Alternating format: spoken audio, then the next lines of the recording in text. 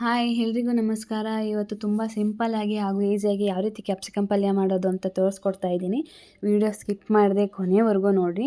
ನಾನಿಲ್ಲಿ ಒಂದು ಬಾಣಲಿ ತೊಗೊಂಡಿದ್ದೀನಿ. ಇದಕ್ಕೆ 3-4 ಟೇಬಲ್ ಸ್ಪೂನಷ್ಟು ಎಣ್ಣೆ ಹಾಗೂ ಸ್ವಲ್ಪ ಸಾಸಿವೆ ಹಾಕಿ ಹಚ್ಚಿರುವಂತಹ ಹಸಿಮೆಣಸಿಕಾಯಿ, ಹಾಗೆ ನಾನಿಲ್ಲಿ ಒಂದು ಈರುಳ್ಳಿ ಹಚ್ಚಿರುವಂತಹ ಒಂದು ಈರುಳ್ಳಿ ತೊಗೊಂಡಿರೋ ಚೆನ್ನಾಗಿ ಫ್ರೈ ಮಾಡ್ಕೋತಾ ಇದ್ದೀನಿ. ನಂತರ ಇದಕ್ಕೆ ಸ್ವಲ್ಪ ಕರಿಬೇವನ್ನು ಹಾಕಿ ಅದನ್ನು ಕೂಡ ಫ್ರೈ ಮಾಡ್ಕೊಳ್ತೀನಿ.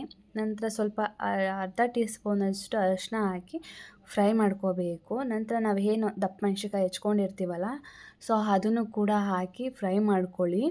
ಇದಕ್ಕೆ ರುಚಿಗೆ ತಕ್ಕಷ್ಟು ಉಪ್ಪು ಮಿಕ್ಸ್ ಮಾಡ್ಕೋಬೇಕು. ನಾನಿಲ್ಲಿ ಎಷ್ಟು ಕ್ವಾಂಟಿಟಿ ಬೇಕು ನಾನು ಅಷ್ಟು ಹಾಕ್ಕೊಂಡಿದ್ದೀನಿ. ನಿಮಗೆ ಎಷ್ಟು ಕ್ವಾಂಟಿಟಿ ಬೇಕು ಅದನ್ನು ನೀವು ಹಾಕ್ಕೊಂಡು ಚೆನ್ನಾಗಿ ಫ್ರೈ ಮಾಡ್ಕೊಳ್ಳಿ. ನಂತರ ಇದಕ್ಕೆ 1.5 ಟೀ ಸ್ಪೂನಷ್ಟು ಧನಿಯಾ ಪುಡಿ ಹಾಕೋತಾ ಇದ್ದೀನಿ ನಾನಿಲ್ಲಿ. 1 ಟೀ ಸ್ಪೂನಷ್ಟು ಚಿಲ್ಲಿ ಪೌಡರ್.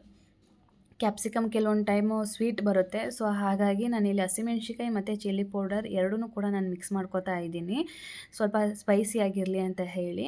ಸೊ ಮತ್ತು ಇಲ್ಲಿ ನಾನು 3-4 ಟೇಬಲ್ ಸ್ಪೂನಷ್ಟು ಕಾಯಿ ತುರಿ ಹಾಕೋತಾ ಇದ್ದೀನಿ, ಸ್ವಲ್ಪ ಕ್ರಿಸ್ಪಿಯಾಗಿ ಕೂಡ ಸಿಗುತ್ತೆ ಅಂತ ಹೇಳಿ.